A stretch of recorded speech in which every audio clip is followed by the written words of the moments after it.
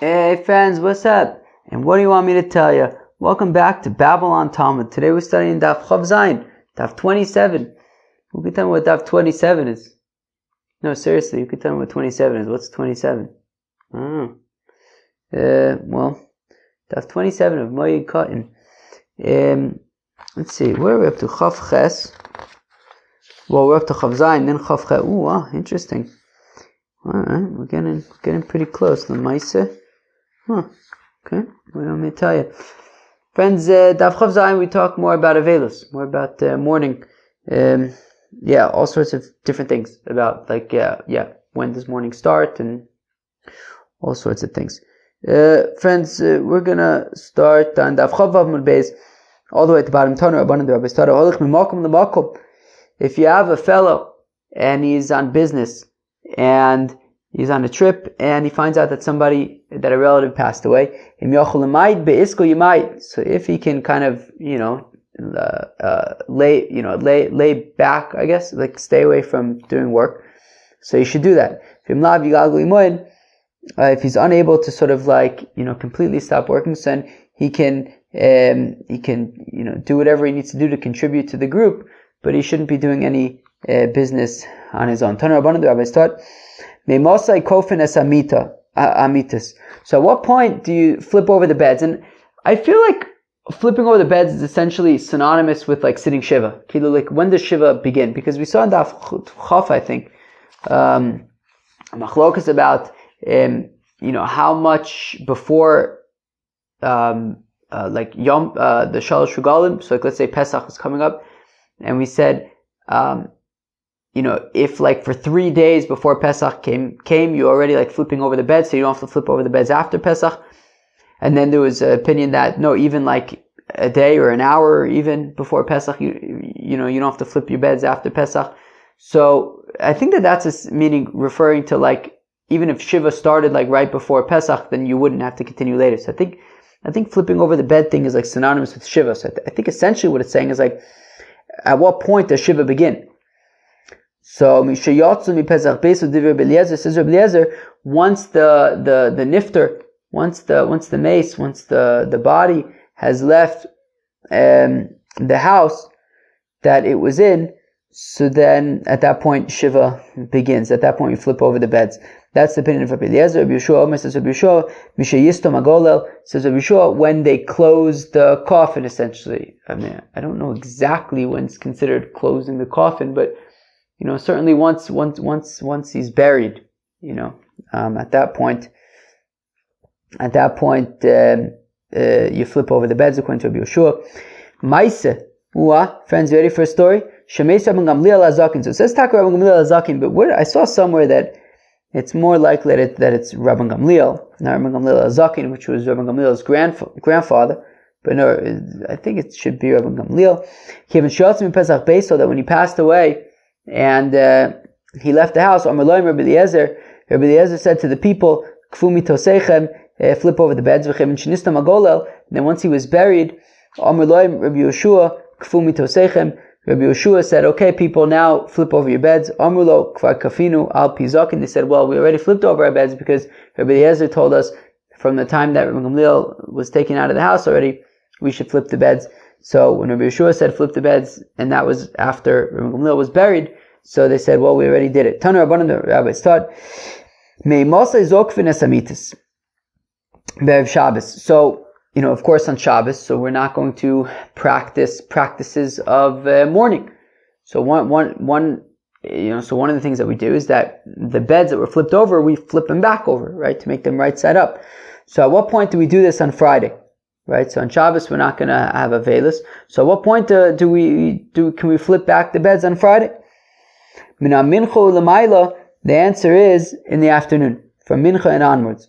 Omer Rabba Bar Huna, says Rabba Bar Huna, Aval pichein and yoshev alei ad shetechshach. Even though you flip over the bed to be right side up in the afternoon, nonetheless you do not actually sit on the bed, on a proper bed, until the evening, until Shabbos. Motzoi Shabbos, and then on Motzei Shabbos, afal pi she'ein lo leish, afal pi she'ein lo leishev elo yom echad chozer v'chofer. Even if he's already getting up from sitting Shiva on Sunday, still, nonetheless, on Motzei Shabbos, he would flip back the bed to flip it over again as a sign of mourning. Tana Rabbanan, the rabbis taught, Hakofa mitaso, a fellow who flips over the bed, lo mitaso bilvadu kofe, he doesn't only flip over his own bed, ella komitos sheyesh lo b'soch beiso kofe. Take flips over all of the beds in the entire house, not just his. And guess what? Even if he has 10 beds in 10 different places, kofes kulan, he flips them all over. Even if there are 5 brothers and one of them died, so all of the other brothers flip over the beds. However, if it was a bed that was specific for putting vessels on it, so then in tzarich lichfoso, you do not need to flip it over. It's a vessel bed, you don't have to flip it over. Dargish, in tzarich lichfoso el zokfo. Okay, fine. We'll figure out exactly what a dargish is in a minute, or at least we'll try. So a dargish, you don't have to flip it over. El zokfo, you stand it up.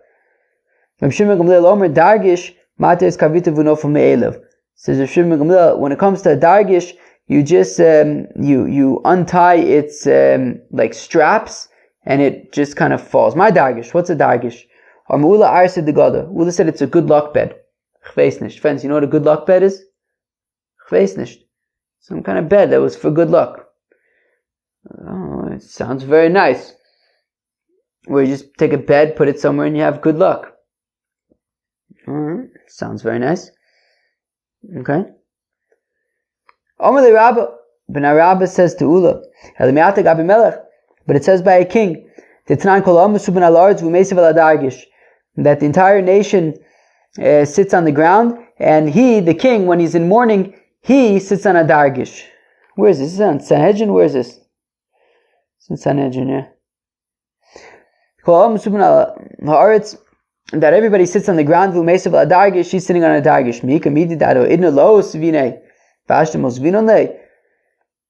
In fact, Rabbah, I don't understand. If a dargish is a good luck bed, so how can we say that when a king is in mourning, so everybody sits on the floor, but he sits on a good luck bed? Why all of a sudden when he's in mourning is he sitting on a good luck bed? If it's a good luck, you don't normally sit on good luck beds. Why when he's in mourning would he sit on a good luck bed? So Maskefla Ravashi says, why not? My kusha. Why is it so crazy that all of a sudden he would be sitting on the good luck bed?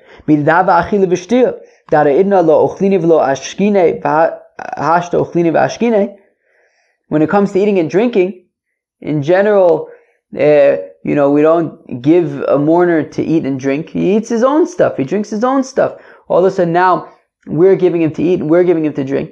So, things are different when you're in mourning. So therefore, it's not so crazy to think that normally the king doesn't sit on a good luck bed. But now that he's in mourning, everybody sits on the floor and he sits on a good luck bed. So that's not so crazy. If you want to ask the question, this is the question to ask. The Tani, we learn in the Brisa, Dargish, a Dargish, you don't have to flip it over. You just stand it up. And if it is a good luck bed, why not just flip it over? Hatani, we learn in the Brisa, Hakofi mitaso, no mitaso bilvadu kofe, ela kol mitos sheyesh lo b'soch beiso kofe.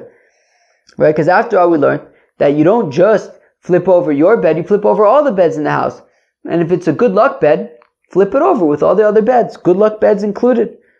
So my kusha, but still, what's the big deal? We said a few minutes ago that if you have a bed that it's specific for vessels, that you specifically put vessels on the bed, so you don't have to flip over that bed. The Tanya is within a Brisa. That if you have a bed that's specific for vessels, you don't need to flip it over. So therefore I could say that, a bed that's specific for vessels, you don't have to flip over. And also a good luck bed, you don't have to flip over. So that's not so crazy, right? The fact that you don't flip over a dargish, right? So we could still say that a dargish is a good luck bed, and you don't flip it over just like you don't flip over vessel beds. Ella, ikasha, akasha, this is the question that you could ask against arguing that a dargish is a good luck bed. Dargish That says Rav Shimon ben Gamliel that when it comes to a dargish, you just undo the straps and it falls down. And if we're talking about a good luck bed don't have straps. Because Ravin Omar, when Ravin came, he said, that a certain rabbi told me, Rav Tachlifa bar Ma'irava Shmei, his name is Rav Tachlifa bar Ma'irava, and he would often be in the leather makers market.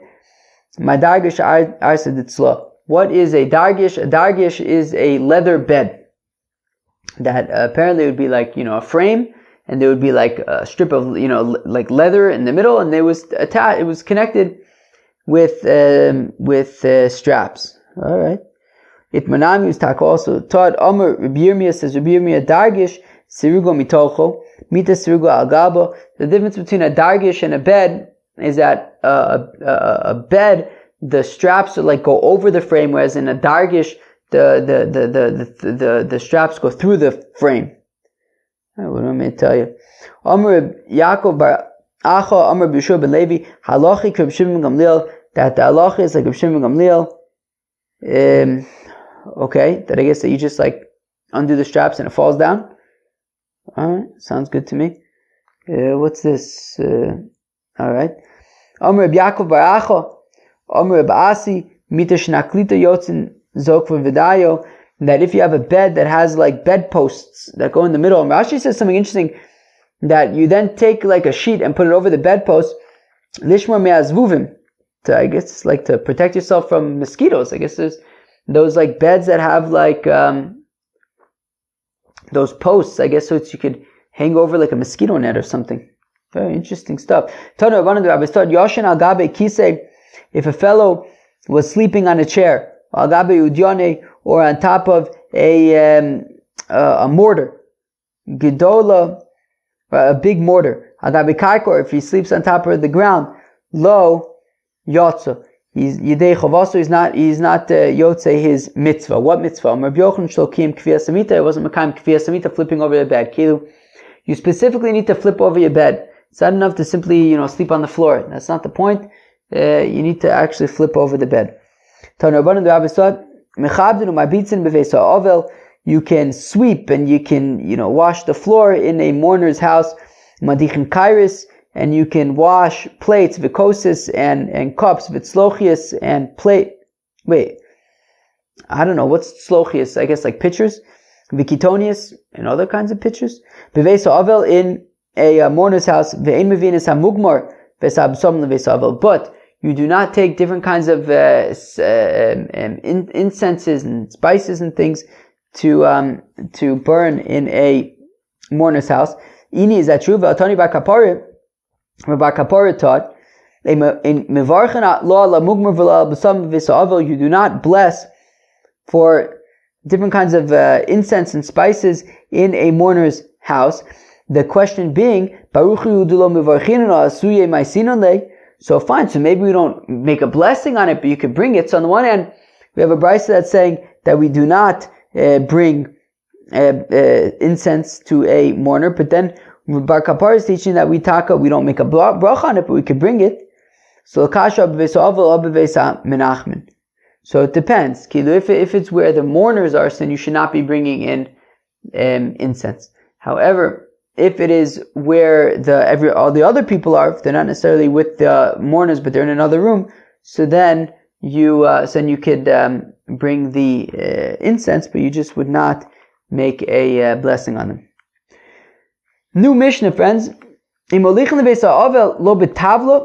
if you're bringing food to a mourner's house, so you don't bring the food in a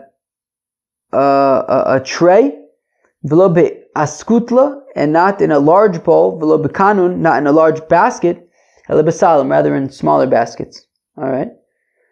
We don't say the blessing for mourners during Chol HaMoed.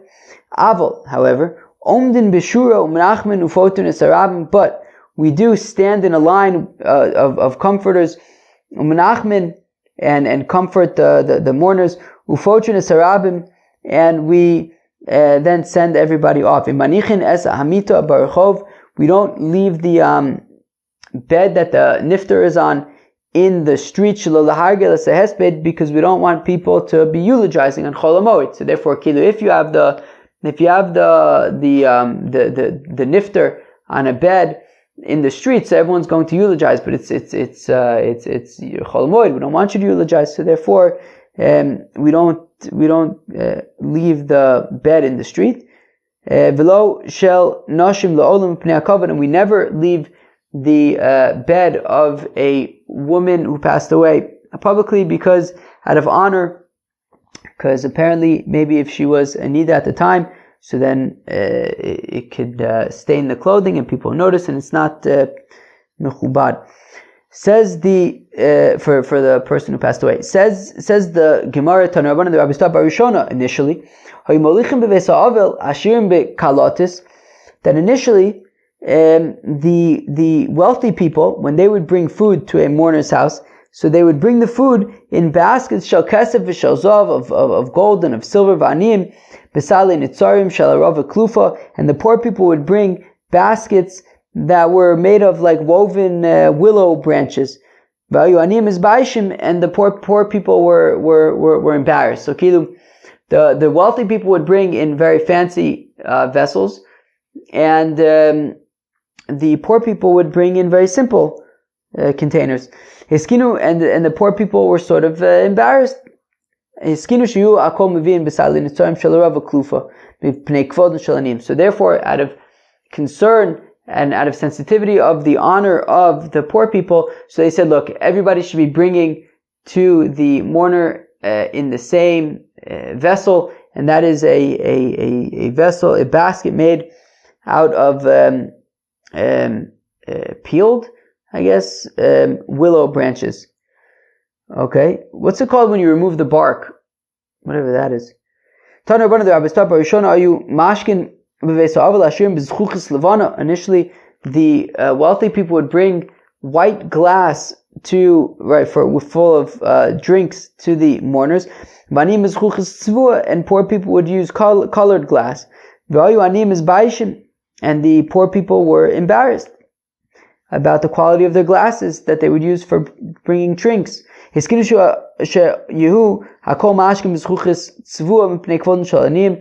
made a takone that everybody should bring colored glass, so that everyone's doing the same thing. Nobody should be embarrassed, out of the honor of the poor people. Interesting. Initially, they would taka when somebody would be nifter, so they would have they would lie out the body and people could look at the body. So are you megalin pnei ashirim? They would reveal the face of wealthy people, machasim pnei anim, and they would cover the face of the poor people. That because the poor people had so little to eat, so their faces would be like very thin and dark and therefore because they didn't have so much food, and therefore it wasn't mizbaishin. Right, so they would cover the faces of the poor people, but other poor people who were alive were embarrassed, right? That this was their lot. So So therefore, they say, you know what? We're going to cover everybody's faces, so that out of the honor of the poor people.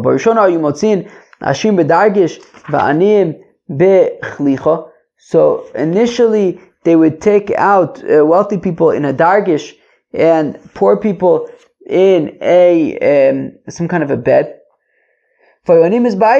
And the poor people were embarrassed. So they say, you know what? Everybody is going to be taken out in a it was like a beer, dead person's bed, out of the honor of the poor people. Initially, if somebody passed away from some kind of stomach illness, so they would put incense. They would put incense under the body so that it shouldn't smell bad. But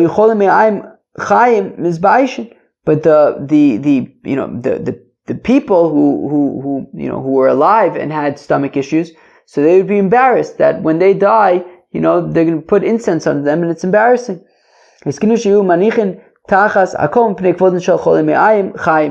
therefore they made an enactment, a takana, that they should put incense under all people who die, out of concern for the sensitivity of people with stomach diseases, intestinal digestive diseases that would smell bad otherwise, so they just put incense under everybody. Initially, if a woman would die when she was a nida, so then her clothing was tameh, right? Because anything that a nida is an avatum, so anything that a nida touches is going to become tameh. Therefore, her clothing is tameh. So therefore, they would wash the clothing that she came in contact with when she was a nida. But the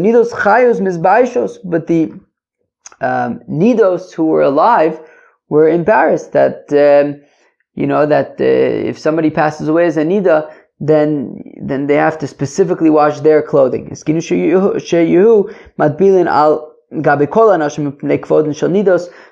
a takana that, we should wash all women's clothing so that there shouldn't be any distinction between nidas and non-nidas. Initially, if you had a fellow who was a zav and he passed away, so then they would wash his clothes, because also a zav is an avatuma. But the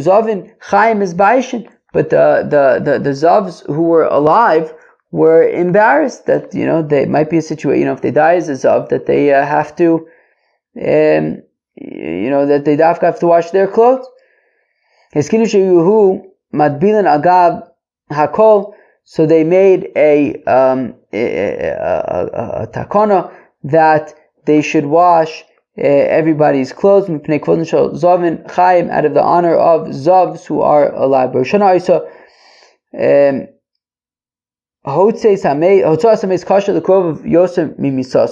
Initially, sort of the expense involved in burying somebody was so steep that it was more difficult trying to figure out how to pay for everything than the actual death of the relative.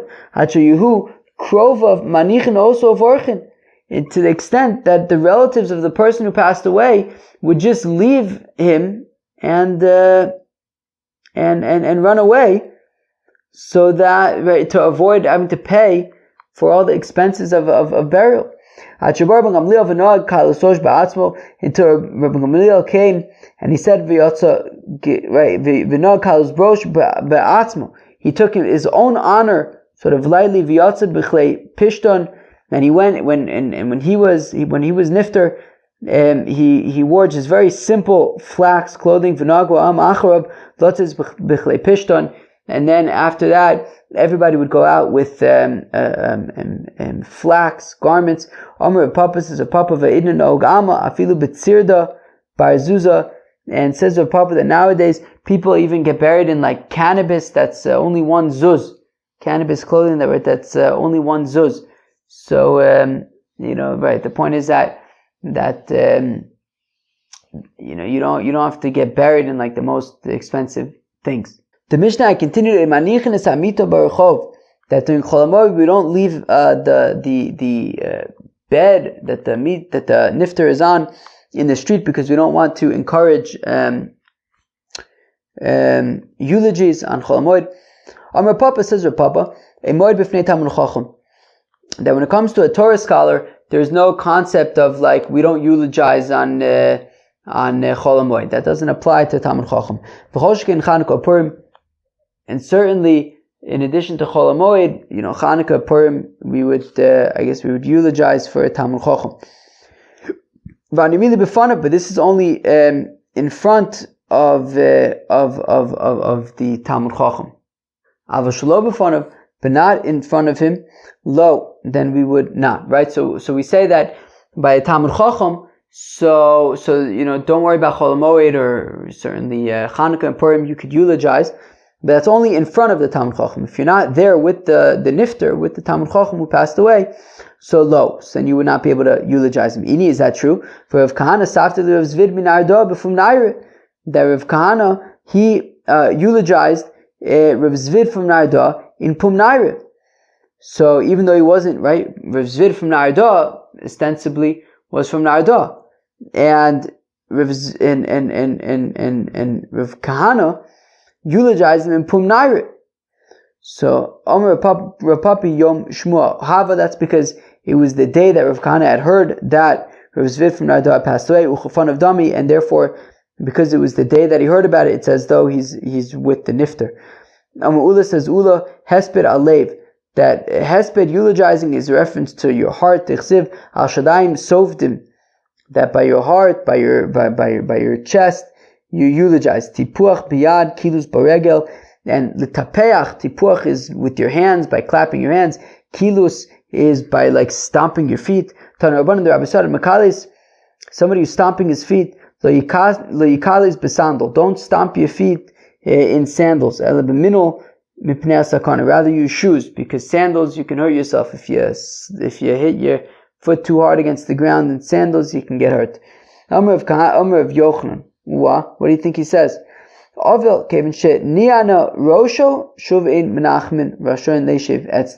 That in Ovel, a mourner, once he indicates that he's had enough, then that's it. Everyone should go. Everybody needs to stand up from the leader of the Yidden, right? The Nasi, who is the leader of the Yidden. The exception is being somebody who's sick or somebody who's mourning. In those cases, you do not need to stand up for the Nasi. From Rabbi Yochanan says, Rabbi Yochanan called Omrim Loim Shivu Chutz mi'ova v'chola. And additionally, everybody else would have to wait for the Nasi to say, okay, you could sit now, but with the exception of a mourner or a person who's sick, you know, they don't need to wait for, they don't have to get up in the first place, and if they're up, they don't need to wait for permission to sit. Amar V'Yehuda Amar Rab, Ovel, when it comes to a mourner, Yom Rishon Asu Lechol Lechem Mishalo, that a mourner on the first day of his mourning, he's not allowed to eat his own bread. As the Eibishter said to Ezekiel,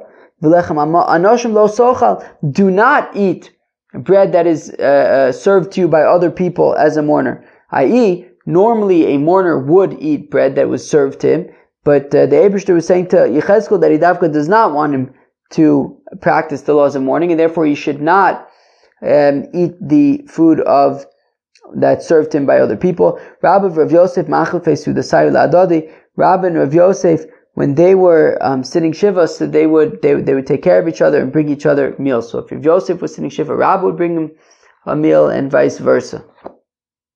Rav Yehuda, and it says Rav Yehuda in the name of Rab Meis Ba'ir, if you have somebody who's nifter in the city, called Bnei Hoyer Asun B'asiyas Melacha, so nobody in the city is allowed to do any work. They have to be busy burying this fellow who passed away. Rav Nuna Ikla, the Dromsa, Rav Nuna visited a place called Dromasa, Shama Kol Shipura the Shichva, and you heard the sounds of the shofar blasts indicating that somebody passed away. And then he saw people doing their work. So what do you think he said? He said, well, let's excommunicate these fellows. Lo Shichva, wait, what? Meaning Amalu, so he said to them, right, meaning, okay, Rav Amnuna went to Dromasa, he heard that the sounds of the shofar indicating that somebody passed away. He then saw people doing work. He's like, what is this? Maze, mapitom. So he said to them, right, he said, fellows, you should be excommunicated. Lo shichva ika b'mata, after all, isn't there somebody passed away over here? Amrule, they said to Rav Amnuna, chaburasa ika b'mata, there's a Chevra Kadisha in the city, or there are even multiple Chevra Kadishas in the city, and therefore, don't worry, like the nifter is being accommodated. Omar lehu yachi shari lehu. So Rav Nuna says, okay, if that's the case, then fine, you're not excommunicated. Rav Yehuda Amrab says, Rav Yehuda in the name of Rav called Miskasha al Meso Yosem Midai. If a person is sort of overly emotional about somebody who passes away. He's going to end up crying also for another person who passes away. There was a certain woman who was in the neighborhood of Rav Huna. Havula Shiva B'nei Meis. And I'm sorry, wait, what? The Havulu Shiva B'nei. And she had 7 sons, right? There was a certain woman in the neighborhood of Rav Huna, and she had 7 sons. Meis Chad B'nai, one of them passed away.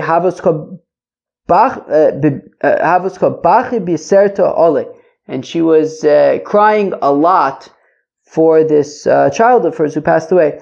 Shalach lo Rav Huna, so Rav Huna sent her, lo saivdiach, don't do this, lo ashkechabei.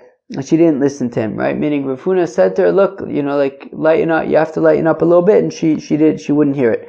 Shalach lo, he sent her, itzayis mutov, he said, look, if you listen to me, right, and you lighten up a bit, so good, ve'ilo, saviz zabdos lidachmis. So then he said, look, but if you keep on, being a wreck like this, so, you get shrouds for another child that's going to die, i.e., another child's going to end up dying. So umisu kulu, and in the end, all of her children passed away. The Sof Amarla, and in the end, Rav Huna said to her, Timush zavdos lenafshech umisa, right? Prepare shrouds for yourself, meaning she was inconsolable, and it ended up being that all of her children passed away, and then she passed away. Al tivku lames, do not cry for somebody who passes away. Val tanudu lo, and do not kind of like nod your head in mourning. This is a pasuk in Yirmiyah that, okay, fine. Meaning the Metzudas David understands the pasuk in Yirmiyah to be referring to, don't cry for somebody who passes away in like a normal way, as opposed to somebody who's like forced to be exiled and it goes through difficult times. But the Gemara says,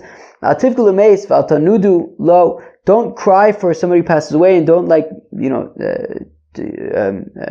turn your head in like mourning, nod your head in mourning. Don't cry for somebody who passes away too much. And do not turn your head more than you're supposed to. Do not nod your head more than you're supposed to. Somebody's got a very loud motorbike, a very powerful motorbike. Haketzad, so what should you do? Shloshiyam livchi, so 3 days for crying, v'shiva lehesped, and 7 days for mourning, v'shloshim megiyos for the tisporis, and 30 days for pressing your clothes and for getting a haircut. Mikan ve'elach, and then after 30 days, Amar Kadosh Baruch Hu, God says, Yatim rachmanim bo yosem imeni, you are not more merciful than I am. Bechu bacho laholech, Amar Yehuda laholech below banim. And says the pasuk that you should cry out for somebody who goes, and says of Yehuda, somebody who goes without any children. Yoshua ben Levi lo azul leve avala leve evla ella leman da azul below bani. That Rabbi Yoshua ben Levi would only pay a shiva visit to somebody who passed away without children. Dichsev, as the pasuk says, b'chu bacho laholech. As the pasuk says, that to cry out for somebody who goes without children. Kilo yashuv od, that he won't do any more tshuva. Vira es eretz miladto, and to see the place where he was born. Rav Huna Amar, says Rav Huna, zeshavar aver v'shanaba. This is a person who does an avera and repeats it. Rav Huna, the time of this, Rav Huna, according to his reason, the Amar Rav Huna says, Kevin shavar adam avera v'shanaba, that if a fellow does a sin and then repeats the sin, huchalo, it becomes permitted to him. Huchalo, what do you mean? If a person sins twice, all of a sudden it's allowed. Huchalo sagadai ema naisis lo keheter. Rather, it becomes like it's permitted. If you do something that you're not supposed to do once, and then you do it a second time, it kind of says to yourself that it's allowed, and that's not and that's not good, and then it becomes you're going to be unable to do tshuva. Amar Reb Levi, says Reb Levi, Avel Shlosha Yom Rishonim Yireh Esatzmo Kilu Cherev Menachas Lo Ben Shtei Yerechosov. Says Reb Levi that for the first 3 days a mourner should view it as though there's like a sword between his thighs. Mishlosha Ad Shiva, from day 3 until day 7, Kilu Menachas Lo Keneged Karen Zavis. You should view it as if there's like a sword in the corner. Mikan Ve'elech Ye'ilu Overes Keneged Bashuk. And then after that, after 7 days, it's as if I guess there's a sword passing in front of him in the market. Anyways, friends, that was Chav Zayin of Masechta Moed Katan.